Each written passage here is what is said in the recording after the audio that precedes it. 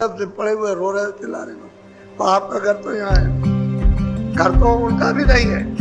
कृष्ण भगवान ने अर्जुन से कहा कि देख अर्जुन, ये तेरे सामने ये चीटा ये जो चल रहा ये कई बार ब्रह्मा हो चुका और इसको देखो चीटे की गति प्राप्त। उन्होंने इशारा करके चीटे की तरफ बताया कि ये चीटा कई बार ब्रह्मा हो चुका और देखो ये गति उसको चीटा, ये उसको 84 की गति। वो भी तो स्थान मतलब ये कि टिकाऊ नहीं है, पुण्य छिड़े, यानी पुण्य जब आप करोगे वहां पहुंच भी गए स्वर्ग वैकुंठ तो पुण्य छिड़े मित्रोगे, फिर आ जाओ और मेरा राजाओं के घर में जन्म लो, सेठ साहूकार हो गया और उसके बाद मनमानी पाप करो, फिर लो नीचे, फिर खानों में चले जाओ और ये क्या हुआ, फायदा क्या मिला। ऐसी थोड़े दिन की बुल्ले की जिंदगी में फिर सदा के लिए आप चले गए तो लाभ क्या हुआ। तो कहते हैं जाल बिछा दिया। ऐसे आपको सब अधिकार दे रखा उन्होंने, तो उससे नहीं है, लेकिन आपको स्वतंत्र कर दिया। उन्होंने कहा हमारी तरफ से कोई रोक टोक नहीं है, तो ये मामूली चीज है।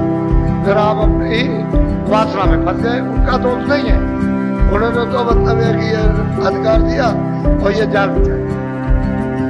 अब इसमें आप आनंद ढूंढ रहे हो, आनंद कहीं जब नहीं मिलेगा तो फंस गए आप लोगों, इंद्रिया भोगों में फंस गई, इंद्रियों के दरवाजों पर मन बैठ करके गुलाम हो गया। अब ये इंद्रिया छोड़ती नहीं भोगों को और मन इंद्रियों के दरवाजों को नहीं छोड़ता, गुलामी कर। तो जीवात्मा बेचारी क्या करे, इसकी शक्ति को घसीट लिया और उसका दुरुपयोग ये कर रहे, अगर वो निकल जाए तो फिर तो ये कुछ नहीं बेचारों तो फंसे जाल में फंसे कर्म में धोखा खाया। अरे भाई कहते हैं कि बचे जाल में फंसे कर्म। अब तुमको ये तो नहीं कहा कि तुम बुरे काम करो, अच्छे करो, तो अच्छे करोगे आपको अच्छे घर में आपको जन्म मिलेगा, धनी मारी राजा का। फिर तुम बुरा करते हो तो त्याग करो, तो जब त्याग करोगे तो ये नहीं तो फिर ऊपर चले जाओ और भी त्याग कर दो ऊपर से, हमको ये नहीं चाहिए, तब ईश्वर की प्राप्ति। ईश्वर को भी जोड़ दो, हमको नहीं चाहिए, तब ब्रह्म की प्राप्ति होगी। और ब्रह्म को भी नहीं चाहते हो तो ऊपर जाओगे तो फिर पार चाहिए। ऐसे तब आप अपने घर में पहुंचोगे और कहीं ना कहीं फंस गए तो यही फंसे हुए आप कहीं नहीं, न स्वर्ग जा सकते हो, न वैकुंठ जा सकते हो, न ब्रह्मा से, न विष्णु से, न शिव से मिल सकते हो। तो बताओ जब यही फंस गए ऊपर कौन जाएगा। तो कहते हैं कि भाई फंसे जाल में और पचे कर्म में, धोखा खाया पड़े भरम में। अभी भरम नहीं है तो क्या, भरम से तो संदेह तो घर में झगड़ा, बच्चों में झगड़ा, पति पत्नी में झगड़ा, इसमें झगड़ा, धर्म में झगड़ा, कर्म में झगड़ा, इसमें उसमें सब चीज में झगड़े झगड़ा। अब भरम में फंस गए। अब इससे फुर्सत मिले, इससे छुटकारा हो तब तो कुछ सोचो, बुद्धि तो भरम हो गई, भ्रमित हो गई। बोलो अब जो इनको कोई समझावे सत्य पुरुष का भेद। कहते हैं कि अब इनको अगर कोई समझाए कि चलो भाई तुमको ईश्वर के पास ले चले, चलो तुमको ब्रह्म के पास ले चले, चलो तुमको स्वर्ग में ले जाए, तो झगड़ा करते हैं। कहते हम नहीं जाना चाहते स्वर्ग में, हम ये भोग नहीं छोड़ना चाहते, झगड़ा करते। अरे भाई कल्याण तो तेरे लिए कह रहे हैं, तू अपना कल्याण कर, जीवात्मा को बचा। गड्ढे कहते हमको नहीं चाहिए स्वर्ग, हमको वैकुंठ नहीं चाहिए, हमको तो ये भोग चाहिए। अब भोग में चिल्ला, अब रो रहा चिल्ला रहा और कहता कि दया कर दीजिए, रो भी रहा चिल्ला भी रहा और से कहते हैं चल भाई चल, चलो तुझे निकालने, कहले निकालिए मत ही रहने दीजिए और दया कर दीजिए। किस बात की दया, अरे तू पढ़ा तो ऐसी जगह जहां रोएगा ही, जहां कष्ट हो रहा, दुख हो रहा, पीड़ा हो रही, कहते हैं तुझे निकालने के निकालिए मत, दया कर दीजिए। पता नहीं कौन सी दया मांग, बोलो। तो नहीं माने झगड़ा ठाने पक्षपात करे। कहते हैं कि मानते नहीं है सत्य जी को। अरे भाई तुम भगवान के पास तुम चलो, तुम ऊपर मत जाओ लेकिन वहां तक तो चलो। कहते हैं यहाँ तक चलो, जिसका 3 लोक का शासन है, चलो भाई उसके पास, ईश्वर के पास चलो, गाड के पास, खुदा के पास चलो, तुमको पहुंचा दिया जाए। तो कहते नहीं नहीं हमको खुदा नहीं चाहिए, अभी मुसलमानों से पूछा कि भाई तुम खुदा के पास चलना चाहते हो, ये कैसा होता खुदा? हमने भाई तुम रोज नमाज पढ़ते हो, तुमने दीदार किया, कल दीदार तो नहीं किया, तो फिर ये क्या करते हो इबादत? क्या इबादत जो बताया उसको कर रहे हैं। अरे भाई तुमको पहुंचा देंगे, तो उनसे कहो भाई ऐसे चलो, तो कहते हैं कि ऐसे नहीं चलेंगे, तो खुदा के पास पहुंच जाओगे। ऐसे ही मतलब है कि इनसे कहा जाए कि तन रूपी इस मंदिर में जीवात्मा बैठी है और इसी से रास्ता जाता है, हरि का दरवाजा तो यहीं पर है, तो चलो तुमको ले चले। कह लगे भगवान के पास नहीं जाएंगे, हमको नहीं जाना। बोलिए अब क्या किया जाए, बोलो। याते मैं तो को समझाऊं, ये सब ठग को लेकर। अब बताओ, ठगे, खुद ठग गए हो, यानी इस जाल में फंसे हो, अज्ञान में, इस मोह में, ममता में, काम में, क्रोध में, और रोज रो रहे हो और चिल्ला रहे हो और तुम्हारा यहाँ कोई नहीं है, तो ये मतलब ये है कि अब तुम इसमें फंसे हो। वो कहते हैं अरे भाई यहाँ तुम्हारा कुछ नहीं है, तुम इसमें फंस गए। वो कहते हैं भाई तुमको ये मनुष्य शरीर तुम्हारा नहीं है, इसको छोड़ना, जब मनुष्य शरीर छूट जाएगा तो ये तुम्हारी चीजें हैं, तो फंसे पड़े, मानते नहीं। बोलो। इनके मार्ग तू बति जाय, तू संतन की शरण। अब बहुत प्यार से समाचार, अरे भाई काम में मत भरते, लोभ में मत मत, मोह में मत भर, मतलब अहंकार मत कर, तो मतलब धोखा मत दे, झूठ मत बोल, बेईमानी मत कर, चोरी मत कर, अरे इनके मार्ग मत जा, तू संतन की शरण, वहां चला जा।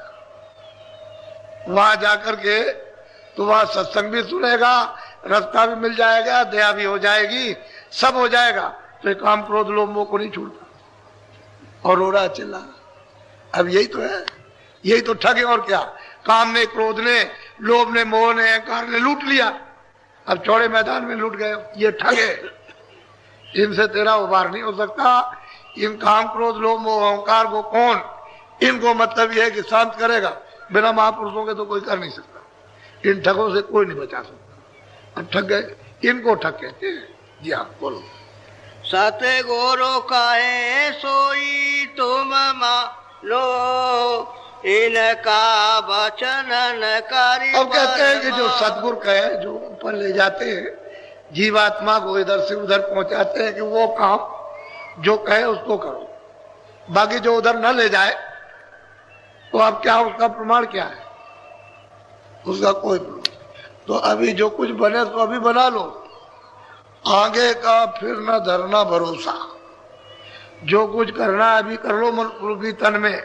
तुम कहोगे मरने के बाद कुछ मिलता है, मिल जाएगा, तो कुछ मिलने वाला नहीं है, उसका विश्वास भरोसा मत करो, अभी कर लो, अभी जो कुछ करना। तो जीवात्मा को अभी जगाओ। क्यों नहीं आंख खोलते हो, क्यों सो रहे हो? वो जाग जाएगी, उजाले में खड़ी हो जाएगी, तभी तो भ्रम चला जाएगा। जब तक उजाला नहीं होगा, आंख नहीं खोलेगी, तब तक भ्रम नहीं जा सकता। जब दिमाग ज्ञान चक्षु खुल जाएगा तो ये भौतिक अंधेरे का, काम का, क्रोध का, लोभ का, मोह का, ये सब भ्रम टूट जाएगा। ये किला है, चारों तरफ से उन्होंने जड़ रखा और सारी सुरतों को, जीवात्माओं को बंद कर रखा। अब ये निकलने नहीं देते, भागने नहीं देते। अब अकेले बेचारी क्या कर सकती, इसमें फंस गई। महापुरुषों का बल ले ले तो निकल आएगी। बोलो। राह काना देउधर साई, पता भेद अब कहूं। कहते हैं महापुरुष कहते हैं राह रखाना, रास्ते का भेद मैं तुझे सब अभी बता देता हूँ। वो भेद लेकर के, रास्ते की जानकारी लेकर, उसका मतलब यह कि मंत्र, उसकी जुक्ति लेकर, और तू चलो जल्दी से, क्या देर करती है। इस सूरत से जो दोनों आंखों के बीचों बीच में बैठी, उसको समझा रहे कि अब देर मत कर, ये बहुत समय तेरा खराब हो गया, जो बचा हुआ उसी में अपना काम कर ले। बोलो।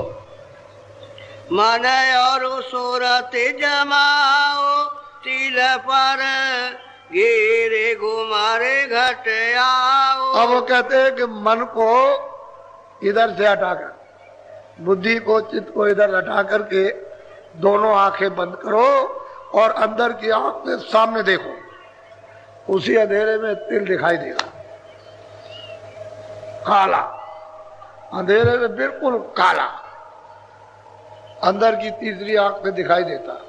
कहते हैं तुम उस पर अपनी दृष्टि जमाओ, तीसरी आंख जमाओ, वो जो काला तिल दिखाई देता उसी में सुराख हो जाएगा और वही काला तिल मिट जाएगा, सफेद हो जाएगा, यानी प्रकाश सामने प्रकट हो जाएगा। कहते हैं तुम घेर घुमर मन को, बुद्धि चित्त को चारों तरफ से, काम से, काज से, क्रोध से, मोह से, ममता से, दफ्तर से, दुकान से, खेती से, लड़ाई से, झगड़े से घेर घार करके यहाँ ले आओ, दोनों आंखों के मध्य में, और आंख का साथ दे दो और सामने देखो अंदर की दिव्य आंख ज्ञान चक्षु से कि वो काला तिल दिखाई देता और उस पर अपनी दृष्टि को जमाओ। बोलो। निरखो खिड़की देखो चौका, चित्त लगाओ राखो। अब बहुत प्यार से कहते हैं कि भाई खिड़की है, उसको देखो खिड़की। जब वहां बैठोगे देखोगे खिड़की तो सामने चौक है। चौक कहते हैं बहुत बड़ा मैदान, यानी जितना ये सब मैदान कुछ नहीं, इससे करोड़ों हिस्सा ज्यादा, सारे संसार से कितने करोड़ों हिस्सा ज्यादा मैदान। चौक कहते हैं मैदान को, वैसे चौक कहते हैं आंगन को, लेकिन वो इतना बड़ा आंगन है कि क्या उसकी महिमा की जाए। कहते हैं तुम उस खिड़की पर तुम अपनी सूरत को जमाओ, उस तिल के ऊपर खिड़की हो जाएगी और वो खुलेगी, सामने चौक। जब आप उसमें प्रवेश हो जाओगे एकदम खुले मैदान में। रचना तो तब पता चलती है कि दिव्य रचना की शुरुआत क्या सुंदर रचना की, मनमोहन रचना की, यानी आनंद की रचना की क्या शुरुआत है, तब मालूम होता है। ऐसे नहीं होता। तो वो बता रहे रास्ते का भेद, ऐसे चलोगे तो ये मिलेगा, ऐसे तिल मिलेगा, ऐसे खिड़की मिलेगी, ऐसे सामने चौक आएगा, चौक बिल्कुल प्रकाशमान, अंधेरे का कहीं भी नाम निशान नहीं, अंधेरा उधर है ही नहीं, उधर अंधेरा नहीं। वो अंधेरा तो बस ये है गंदगी जमाया, और जैसे ही गंदगी साफ हुई तो फौरन इसकी आंख खुल गई, फिर अंधेरा नहीं, फिर अंधेरा है। जब जीवात्मा की आंख खुल गई तो इसी में से कितनी रोशनी, कितना प्रकाश, कितनी लाइट इसी जीवात्मा से निकलती है कि ये इसके हजारों सूरज यानी सामने आकर के उग जाए तो इसकी रोशनी में छुप जाएगी। इनका प्रकाश सूरज की रोशनी में छुप जाएगा। इतना सूरज में प्रकाश है जो यहाँ बैठी, लेकिन अब यह सिमट करके यहाँ उसको ले आना है, क्योंकि ये फैल गई और उसमें गंदगी जो है मिश्रित हो गई, उसे धीरे से समेट करके ले आना। तो समेटोगे कैसे? इधर से अपने मन को, बुद्धि को घेर घार कर कि देखो तुम इधर मत जाओ, पहले ये काम कर लो, जो तुम्हारा काम ये जरूरी है इसको करो। तो जब आप करने लगोगे दृष्टि रुक जाएगी, सामने वो तिल है, खिड़की दिखाई देगी, खिड़की खोलेगी, सामने चौक है, खड़े हो जाओगे। वहीं से तो प्रतीत प्रीत आती है। बोलो। पचरंगी फुलवारी देखो, दीपदान घट भीतर। अब वो कहते हैं कि शुरुआत हो जाती है पचरंगी फुलवारी, तरह तरह के स्वर्ग में, बैकुंठ में तरह तरह की, शक्ति लोक में तरह तरह की, यानी मतलब एक फुलवारी रचना, तरह तरह के महल, ऐसे ऐसे सुंदर महल है कि यहाँ उसको सुनने में भी नहीं मिलेंगे। और कारीगरियों से, बेल बूटों से, अब वो किस तरह के बेल बूटे हैं, किस तरह से रंगों से जड़े हुए हैं, और चम चम चम चम चम चम करते हैं। ऐसा मालूम होता है कि सारा खेल सुरतों का है, सब जीवात्माओं का ही खेल है, जितना भी है। चम चम चम दम दम, और क्षण क्षण पर महल बना दे। बस यहां से रूहें उड़ी और बस उन्होंने ऐसे देखते हुए फौरन महल बना दिए। कितने बड़े बड़े महल। तुम अपने संसार को ऐसे उठा करके वहां धर दो, एक छोटे से कमरे में, ऐसे ऐसे महल। कहते हैं कि उधर फिर क्या है, वो दीपदान, उधर वो ज्योति जल रही है, दीपक जल रहा, दीदार कहते हैं दीपक, दीपक जल रहा, उसका साक्षात्कार। वो इशारा बता रहे, वैसे तो बहुत कुछ है वो बीच में जो रचना, वो बहुत कुछ, उसको क्या, लेकिन धीरे धीरे धीरे साधक जब शुरुआत करेगा और उधर चलेगा तो अपनी आंख से देख लेगा। गोस्वामी जी महाराज ने सब देखा। बोलो। कोई दिन ऐसी लीला देखो नील चक्रता आगे पे, कहते हैं कि नहीं भाई, आगे आगे नील चक्र है, ये नीलगिर पर्वत है, वह नील चक्र है, वो गुरु का द्वार है। कहते हैं वो दिखाई देता है, आगे साफ दिखाई देता है, उधर तो उजाला तो साफ दिखाई देगा। कहते हैं नील चक्र यानी गुरु का द्वारा। बोलो। विरह प्रेम बलता को फोड़ो, ज्योत निहारो मन को मोड़ो। कहते हैं कि वो कैसे नीलगिर पर्वत टूटता है विरह से, तड़प। जब साधक जब रोता है, चिल्लाता है ऊपर जाने के लिए, तब वो टूट जाता है। उसमें साथ साथ गुरु की दया काम करती है। जब वो टूटता बढ़ता है तो ऐसा मालूम होता है कि समूचा तीनों लोग एकदम से गिर पड़ा, टूट टाट करके। इतनी आवाज एटम बम में नहीं, यहाँ के सब कण कण के एटम बम बना दो और एक बार की फेंक दो तो इसमें कुछ भी आवाज नहीं है, इतनी आवाज वहां हो रही। कहते हैं कि भाई उधर में वो गए, फिर उस ज्योति का वो दर्शन हो रहा है जो सैदल कमल में बैठे हुए हैं, उसका दर्शन करते। तो साधकों ने तो दर्शन किया और कराया दर्शन। बोलो। अनाद घंटा सुन सुन रीजो, शंख बजाओ रस में। कहते हैं कि अनादनाथ वो घंटा बज रहा है, शंख की आवाज हो रही है। आपने देखा नहीं मंदिरों में बजाते हैं सब घंटा, मस्जिद में, मंदिर में, गिरजाघर में ऐसे घंटा बजाते हैं, तो नमूना रखा हुआ।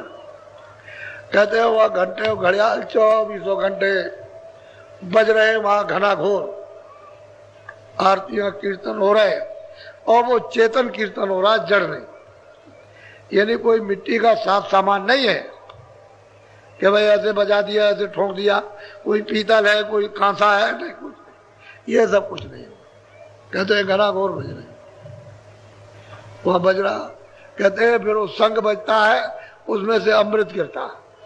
तो कहते हैं उस रस में भीगो, उस रस में स्नान करो, पियो, नहाओ भी और पियो भी, वो तो अमृत है। बोलो।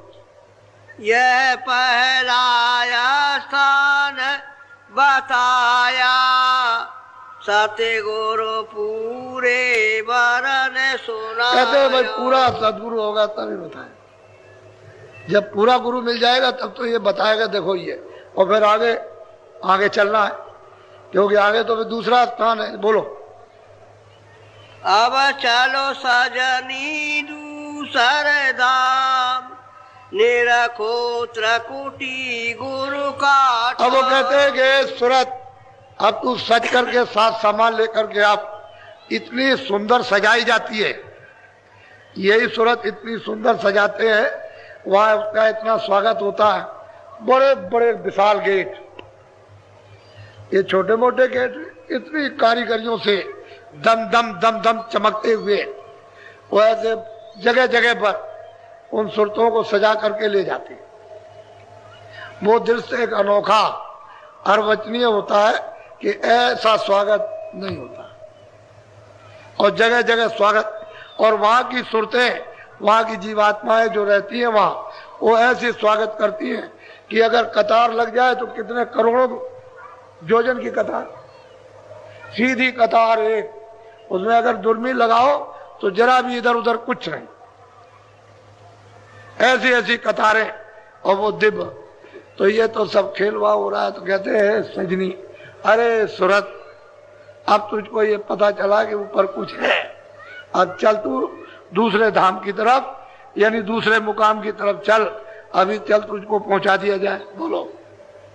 ओंकार धुन जहाँ विश्राम, गरजे बादल और घर। अब वो कहते हैं कि ओंकार यानी वो विराजमान है, उसी को यानी कहते हैं मुसलमान रब, रब कहते हैं वहां पर वो विराजमान है। गरजे बादल और घनघोर गर्जन होती रहती है और मृदंग बजता रहता है। आपकी रामायण में कहा है मधुर मधुर गर्जय घनघोरा, बड़ी मिठास के साथ सुहावने यानी बादल जैसे गरजते रहते हैं, उनके मुख से गर्जन होती है। और फिर कहते हैं बाजे ताड़ मृदंग अनुपा। तो वो तो आपको इशारा किया, लेकिन आपकी समझ में क्या आ सकता। हे सजनी सूरत, तू अब चल जल्दी से। शील क्षमा संतोष विरह विवेक, अब ये काम क्रोध लोभ मोह और अहंकार ये पीछे हो गए, उधर नहीं है। अब इन सखियों को लेकर के शील क्षमा संतोष विरह विवेक, अब ये चल रही आगे।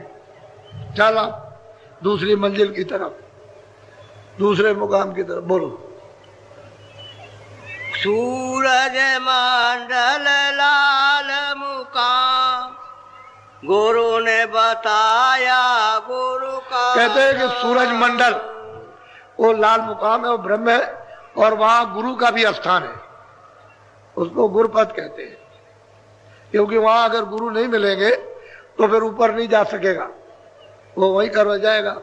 और यही से सूरज को दूसरे मुकाम से ही, ब्रह्म स्थान से ही इसको कपड़ा शब्द स्पर्श रूप रस का पहनाया गया। फिर नीचे सहदल कमल में लाए तो ईश्वर के स्थान पर नौ तत्वों का कपड़ा पहरा दिया, शब्द स्पर्श रूप रसगंध और मन बुद्धि चित्त और अहंकार। फिर नीचे स्वर्ग वैकुंठ में उतारा, नीचे शक्ति लोक के नीचे, तो उसको 17 तत्वों का कपड़ा पहरा दिया। 10 इंद्रिया चतुर्संताकरण, मन बुद्धि चित्त अहंकार 10 4 14, और रजोगुण तमोगुण सतोगुण। इसको जब पहरा दिया तो उससे मोटे कोल में, और उससे नीचे जब मित्रलोक में उतारा तो ये मोटा कपड़ा पहरा दिया।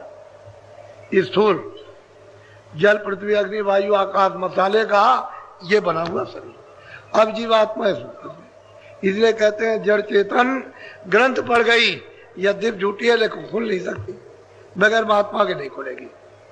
महापुरुष की तो जरूरत है, वो जुक्ति से खोलेगा, जुक्ति से जीवात्मा को निकाल लेगा।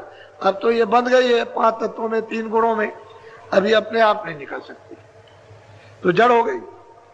इसकी चेतन अवस्था मतलब ये लोप हो गई, बेहोश हो गई। अब इसे होश नहीं है कि मैं कौन। जब तक यहाँ नहीं आएगी, खड़ी नहीं होगी, तब तक इसको होश ही नहीं आएगा, जागरण ही नहीं होगा।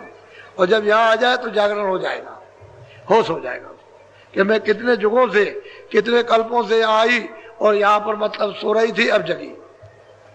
कहते चल सूरत, जल्दी सद धज करके और दूसरी मंजिल चल, वहां वो रहते हैं विराजमान है वहां। तो उनका मंडल तो बहुत, उनके नीचे मंडल है माया का, माया का मंडल है। यानी सहदल कमल के ऊपर माया, सहदल कमल के नीचे आद्यामा शक्ति, तो इनका मंडल बहुत बड़ा, यानी ईश्वर के धाम से भी बड़ा। ऐसे आप पार नहीं कर सकता, कोई भी जा नहीं सकता, इतना बड़ा मंडल है उनका माया। और ऊपर में ब्रह्म है, नीचे माया, नीचे ईश्वर है, उसके नीचे शक्ति, उसके नीचे ब्रह्मा विष्णु महादेव। बहुत घेर करके जीवों को अच्छी तरह से फंसा करके रखा जाए। बोलो।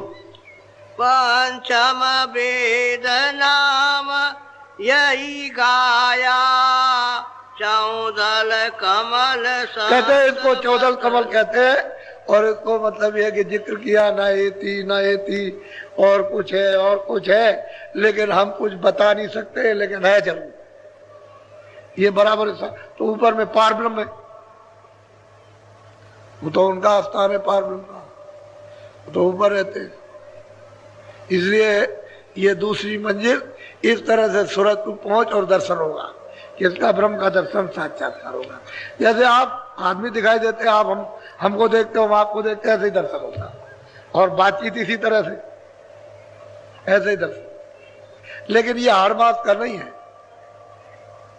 ये जैसा ये आपका शरीर वो नहीं है, वो तो सब नूर ही नूर है, प्रकाश ही प्रकाश, हाड़ मास का नहीं। अब यही तो बात है कि हम क्या बताएं, आप धीरे धीरे धीरे धीरे जब सुनते सुनते सुनते सुनते आप में हजम होगा तभी कुछ होगा, और फिर जब चलने लगोगे, देखने लगोगे तो समझ में आ जाएगा।